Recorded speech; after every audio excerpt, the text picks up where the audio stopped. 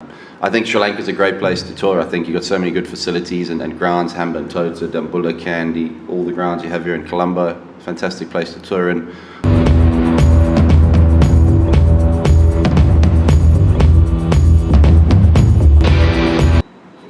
Jonathan, another probably a defeat in Test cricket, but where do you sort of put the where the Went game wrong. change? Yes, where the game changed for Afghanistan. Well, I think on day one on that wicket, getting bowled out for 198 like we did, and I think we lost 8 wickets for 88. That's where the game started to go wrong for us. We were in a good position. And then we were always behind the 8 ball a little bit. I thought the way that Sri Lanka batted as well, they showed us how to bat and get big first innings. Over 400 is your sort of standard innings to set up a test match, and they did that well. So we were behind quite a lot. So credit to them, and there were parts that I think we played and we held our own in the test match and actually got ourselves back into the game. But then this morning I think Sri Lanka bowled really well with the new ball and got themselves back way ahead of the game. You think that you can tell any positive they can take from for Afghanistan from this game? I think the way that obviously Ibrahim's 100, the way that Rahmat played in both innings as a number 3, you're looking for that solidity in that position, and a few other innings here and there, a few 40s, but I think you can't look past the fact first innings 88 for 8, and then second innings I think 70 odd for 9. We were 214 for 1. And then all out for 290 odd. And you seem to have a problem with apart from the bottom order. Top order is giving you runs, but then you can see both innings that the bottom order has not contributed much. Is there anything that is some concern for you? Well, that's always a concern. I think you're not going to win many test matches losing 88 for 8 in first innings and 70 for 9 in the second innings. So you're not going to win any test matches playing like that. So that needs to improve. Yeah. Coach, the manner in which your fast bowlers went about things was quite impressive. A couple of them were making debuts as well, and one of them is some 18 years old. Yeah, I think that's what the good thing with Test cricket is, and unearthing these players that can perhaps go in and play all formats and developing their skills at that. I think coming as a fast bowler to play in Sri Lanka, it's a harsh baptism of fire, certainly in your first Test match. So I thought the way that they sort of acquitted themselves and the account of themselves they gave, I thought was pretty decent. But again, it shows obviously one of them getting injured. It shows it's not only the skill, it's the stamina, it's the test, it's endurance of the game that the Test match will always test you with. So that's the area we need to improve on. And I think as a side, and let me say this, obviously this is our 7th Test match as a nation. This year Sri Lanka played 10 Test matches in a calendar year. Previous years they've played 6 and 8, so they've played 24 Test matches in 3 years. We've played 7 Test matches in the history of, So for us where we are at the moment, and you've seen us in the formats, the T20 formats, the 50 over formats, the more cricket we get to play, the better. The more experience, the more bigger pool of players we can select from. So that's the exciting thing. I think for us to be able to come here and compete and go neck and neck with Sri Lanka yesterday and dominate the day we did yesterday, it shows promising signs for the future. Ibrahim Sultan has obviously improved himself in white ball cricket. Got a couple of hundreds in Sri Lanka as well.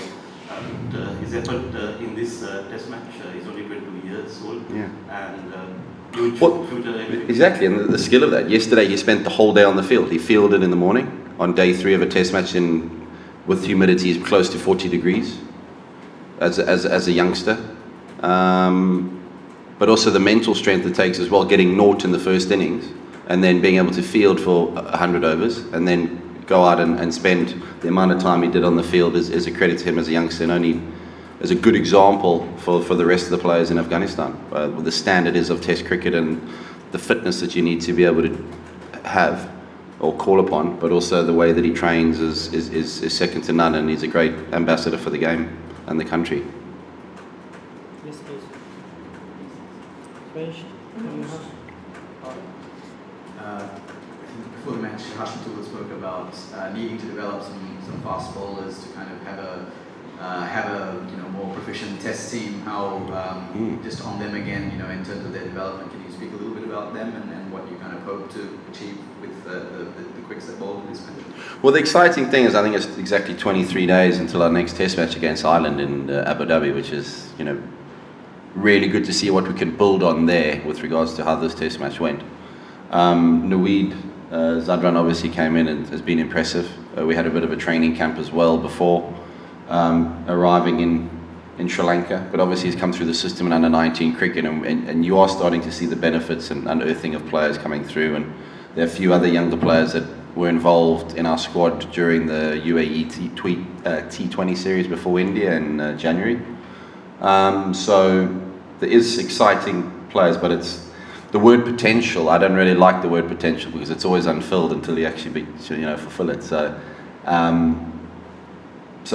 I think it's a case of us now as coaches and the rest of the players around the likes of these talented young players is to help them develop and grow at the quickest rate possible, because that's often what defines a player, the way that they can develop their game and at the rate that it happens at.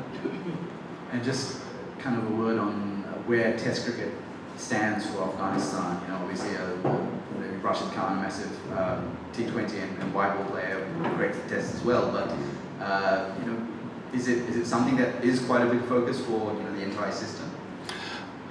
I think so, and I think the ACB will have to sit down and the likes of players, the importance of it, and whether the sort of the predominance of leagues around the world, the importance we put on Test cricket, because there's a lot of other players we could perhaps call upon to play Test cricket or still playing the leagues. I think Sri Lanka faces the same issues as well, and so do all the cricketing nations. It's about when those tests are played and the availability of players, and when the players feel like the balance between leagues and playing for the national side. That's always it's always a double-edged sword a little bit, but I certainly would like to have a full batch of players to be able to select from, and hopefully for Ireland we can get that right.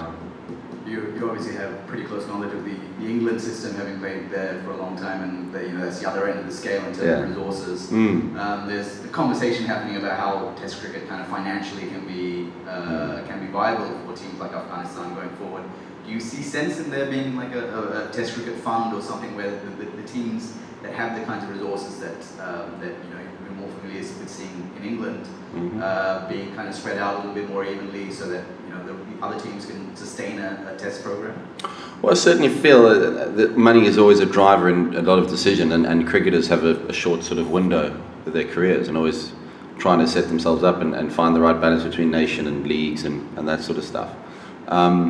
The more Test cricket, the more money there is in Test cricket, the more attractive it's going to be for younger players to play it as well. And that's my one fear: is younger players aren't going to see it as a route to playing. And we saw the other day some fantastic Test matches, India and England. So Test cricket, the games are there. There's fantastic games going on, and I think the way the T20 has sort of crept in, or one-day cricket has crept into Test cricket, is making Test cricket so exciting itself. We're seeing really close games, and you don't see many draws anymore. I think that was the one sort of bugbear on Test cricket is the draws, but you don't really see those anymore. So the ebbs and flows of Test cricket, I think, is so unique, and it's such a shame if that perhaps isn't protected and looked after and nurtured as much as possible. Jonathan, after this one-off test, you have to play 3 one-days and 3 T20s. Normally, white ball cricket recently we saw different team show their good potential compared to the test cricket. How do you feel about the next T20s and one-day series? Well, very excited. I think, obviously trying to build on the cricket that we played at the World Cup, and take ourselves hopefully to the next level, and also then T20's preparation for the World Cup. So I think the games generally between Sri Lanka and Afghanistan have always been quite close and good fought series, and I think each team is making each other better and pushing each other, and we'll be looking to do that and come out on top sort of in Kandy and obviously Dambulla. And I think Sri Lanka is a great place to tour. I think you've got so many good facilities and grounds, Hambantota, Dambulla, Kandy, all the grounds you have here in Colombo, fantastic place to tour. And for our players, it's always good to come here and test yourselves not only against the conditions, but also the condition of the weather and the skill of the players on the Sri Lankan side. We saw Navin Sakran, I think just 18 years old, really performed with taking 4 wickets. How do you feel that fast bowler? Sakran. Yeah. How do you feel about that type of fast bowler, because it's just 18 years old? I think. Well, I'm very excited, obviously. The more fast bowlers you can select from, it's a great headache to have. But I think it's also a case of making sure that we look after players fitness-wise, and it's always tempting to overbowl these players and expose them perhaps a little bit too much too early. So we've got to make sure if he does play white ball cricket that he's ready and has the skills, because I've seen in the past and where players have perhaps played and not been ready, and it's probably set them back in that format for a little bit.